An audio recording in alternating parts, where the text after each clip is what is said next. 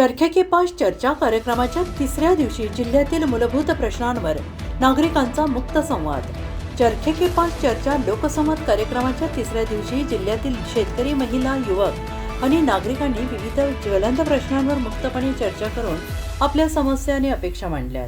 जिल्ह्यातील सर्वसामान्य नागरिकांच्या प्रश्नांना आणि त्यांच्या समस्या शासनापर्यंत पोहोचाव्यात या उद्देशाने आयोजित करण्यात आलेल्या या लोकसंवादाला उत्स्फूर्त प्रतिसाद मिळाला आणि यावेळी शेतकऱ्यांना भेडसावणाऱ्या विविध अडचणी, शेतीमालाला मिळणारा भाव, खत बियाण्यांची उपलब्धता, शेतीसाठी आवश्यक सुविधा, ग्रामीण भागातील आरोग्य व्यवस्था, रुग्णालयातील मनुष्यबळ आणि औषधांची उपलब्धता, एसटी महामंडळाच्या बस सेवेचा अभाव, खराब रस्ते, शिक्षण, बेरोजगार, रोजगार, इतर मूलभूत सुविधांबाबत नागरिकांनी आपली मते मांडली.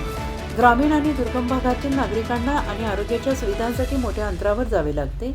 अनेक गावांमध्ये नियमित एसटी बस सेवा उपलब्ध नसल्याने विद्यार्थी, महिला, ज्येष्ठ नागरिक आणि कामानिमित्त प्रवास करणाऱ्या नागरिकांना मोठ्या अडचणींचा सामना करावा लागतो आणि या प्रश्नावर शासनाने केवळ घोषणा न करता प्रत्यक्ष उपाययोजना कराव्यात अशी भावना नागरिकांनी व्यक्त केली आहे. गडचिरोलीचा विकास हा केवळ मोठमोठ्या प्रकल्पांमधून नव्हे तर इतर नागरिकांच्या, सामान्य नागरिकांच्या मूलभूत गरजा पूर्ण झाला पाहिजे अशी भूमिका यावेळी मांडण्यात आली.